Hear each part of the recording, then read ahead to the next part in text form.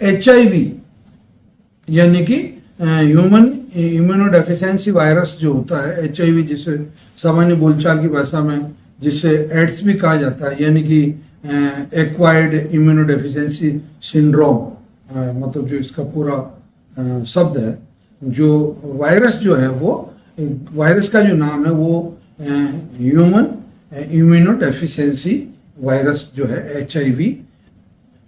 इसके लक्षण क्या होते हैं, इस पर मैं आज इस वीडियो में बात करने वाला हूँ। मतलब कि आप HIV से ग्रसित हैं या कोई भी HIV से ग्रसित है, उस व्यक्ति का आप सामान्य तरीके से कैसे पता लगा सकते हैं, मतलब ऐसे क्या क्या सिम्टम उसमें पाए जाते हैं। नमस्कार मित्रों, प्रणाम। मैं वैद्य हंसराज चौधरी, श्री नवग्रह आश्रम सेवा संस्थान मोतीपुर का खेड़ा रायला भीलवाड़ा राजस्थान की ओर से आप सभी को मैं प्रणाम करता हूं।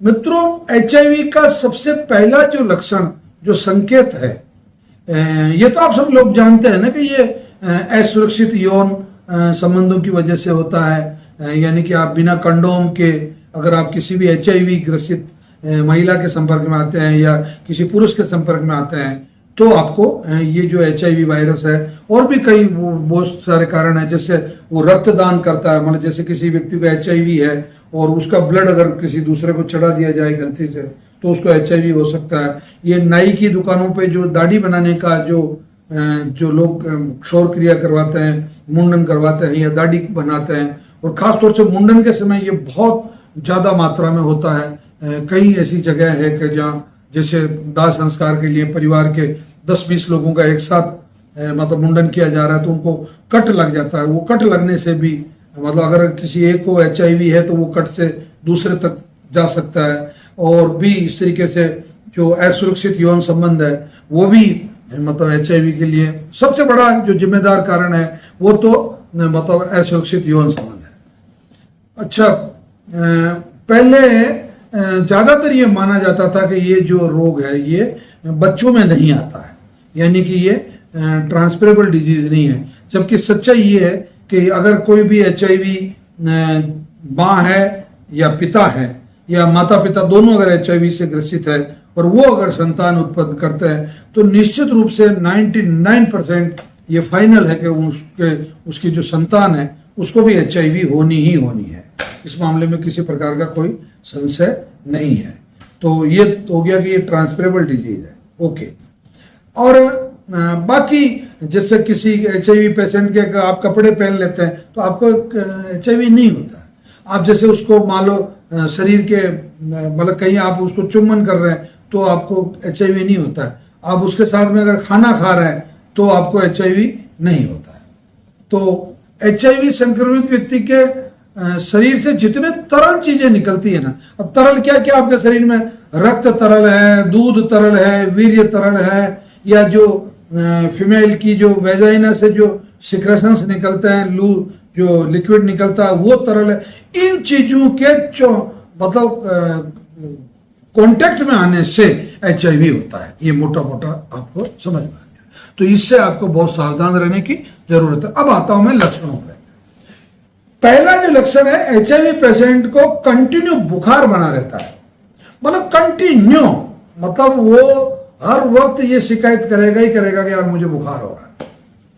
बुखार भी बहुत तेज सीवियर बुखार नहीं होता, नॉर्मल बुखार उसको, यानी कि 100 डिग्री या 101 डिग्री के बीच में, मतलब 99 के आसपास, 99 डिग्री फ़ारेनहाइट उसको मतलब टेम्परेचर रहता है। उसको सिर दर्द बना रहता है हर वक्त, सिर दर्द हर वक्त वो शिकायत करेगा कि मुझे सिर दर्द हो रहा है। उसको छोटी छोटी खरोंच कहीं पे भी आ गई तो वो ठीक नहीं होती। मतलब जैसे डायबिटीज में कोई खरोंच आ जाती है और वो सामान्यतया ठीक नहीं होती है, क्योंकि होता क्या, जो कि इसके नाम से आपको ह्यूमन इम्यूनोडेफिशिएंसी वायरस, यानी कि आपके बॉडी की जो इम्यूनोडेफिशिएंसी है, यानी कि रोग प्रतिरोधक क्षमता जो है, आपका जो इम्यून पावर है वो कम हो जाता है। मतलब सबसे मूल बात ये है। फिर उसको हमेशा गला खराब होने की शिकायत बनी रहती है। मतलब वो इस तरीके से वो बार बार करता है, गला उसका खराब रहता है, कभी गला बैठ जाता है, कभी आवाज साफ हो जाती है, कभी आवाज बहुत कम हो जाती है। इसके अलावा मतलब उसकी जो लिम्फ नोड्स है, मतलब स्वेलिंग, लिम्फ नोड्स में स्वेलिंग आ जाती है, मतलब उसको शरीर में थोड़ी थोड़ी सी सोजन सी बनी रहती है। उसका वेट कंटिन्यू लॉस होता है, मतलब लगातार वजन कम होना जो है वो उसके शरीर में जारी रहता है, मतलब, और उसको दस्तें लग जाती है कभी कभी, मतलब लूज मोशन, कभी भी लूज मोशन हो सकता है HIV वाले को। मतलब ये क्योंकि वही सिस्टम वही है कि आपको इम्यूनो डेफिशिएंसी हो गई तो कभी भी लूज मोशन हो सकता है। खांसी रहती है लगातार, मतलब बार बार वो, और कुछ चीजें ऐसी होती है कि वो चीज नहीं होते हुए भी उस तरीके के लक्षण दिखाई देते हैं। जैसे HIV के पेशेंट को आप देखोगे जो लगेगा इसको TB हो रही है। HIV के पेशेंट को अगर आप देखोगे तो वो गंभीर संक्रमण से ग्रसित पाया जाता है।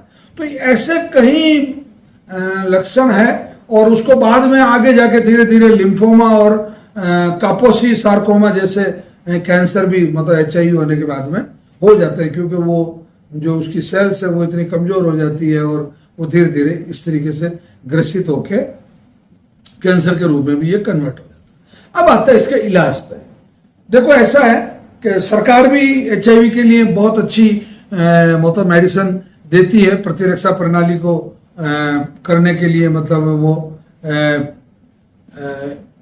मतलब एंटी रेट्रोवायरल थेरेपी जो है, यानी कि ये AHD कहा जाता है, जिसे मतलब ART आपने सबने सुना होगा, ART, कि मैं तो ART ले रहा हूँ एड्स की, कहते हैं ना, वो सरकारी चिकित्सालयों में मिलता है, वो भी आपको लेना चाहिए।